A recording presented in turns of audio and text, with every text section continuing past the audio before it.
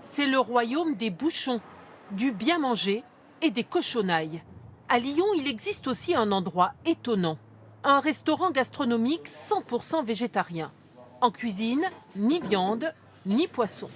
Un défi pour Adrien Zeda, jeune chef de 27 ans, devenu expert en légumes.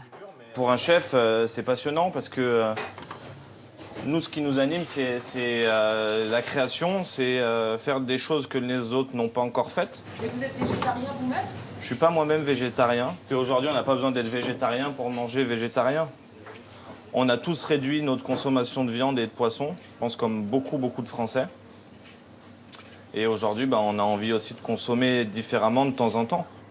Il prend plaisir à découvrir de nouvelles saveurs. Elles ont un super parfum. À explorer les herbes. Ça s'appelle la feuille d'huître. Celle-là, la particularité d'avoir vraiment le goût d'une huître, mais dans une feuille.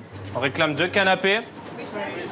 Au menu ce jour-là, une entrée avec des champignons. C'est une mousseline de champignons, pétales d'oignon de Roscoff, voile de lait de champignon au vin jaune, avec un jus corsé à la bersin. Un menu unique à 35 € et 7 plats au déjeuner. S'il vous plaît. Le restaurant est complet 2 mois à l'avance. À table, des clients pas forcément végétariens. Je vais tout vous avouer, je suis plutôt une carnivore qu'une végétarienne. Donc là, l'idée, c'était de découvrir des plats différents et des légumes que je n'ai pas l'habitude de manger.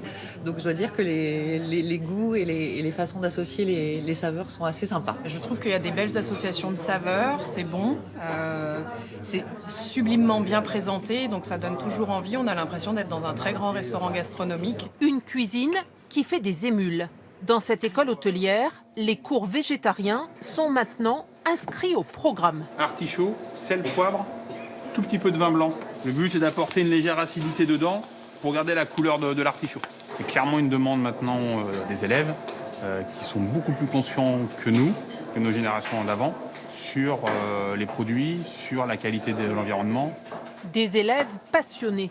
La cuisine végétarienne est pour eux une évidence. Je pense que c'est la cuisine de l'avenir et que c'est ce qui va vraiment se développer. Il y a encore énormément de choses à faire en plus dans ce domaine. Donc c'est plutôt excitant parce que tout est à créer, tout est à inventer. Et d'autres vont encore plus loin. Ces gâteaux sont faits sans beurre, ni lait, ni œufs. Une pâtisserie 100% végétale à Paris qui séduit une très large clientèle. Et si c'était marqué pâtisserie végane, vous seriez rentré quand même ou pas? Peut-être pas, je sais pas. Mais bon, quand on voit, c'est tellement beau qu'on a tout envie d'acheter. Et est-ce que c'est bon? Oui, moi, vraiment, je préfère le goût des pâtisseries ici que dans une pâtisserie classique. Des gâteaux sans corps gras d'origine animale. Un défi relevé par Rodolphe Landemaine, lui-même végane et précurseur. On est parti pour faire une meringue sans œufs. Ça ressemble à des œufs, mais ce ne sont pas des œufs. Je mélange. En travaillant avec des ingénieurs agronomes, on a trouvé une protéine qui était très proche de l'albumine. C'est la protéine de pomme de terre qui est capable de remplir les mêmes fonctions, qui est d'emprisonner de l'air. Des faux blancs d'œufs qui montent très bien en neige. La preuve. Pas mal. Une meringue aussi vraie que nature pour parfaire cette tarte au citron entièrement végétale.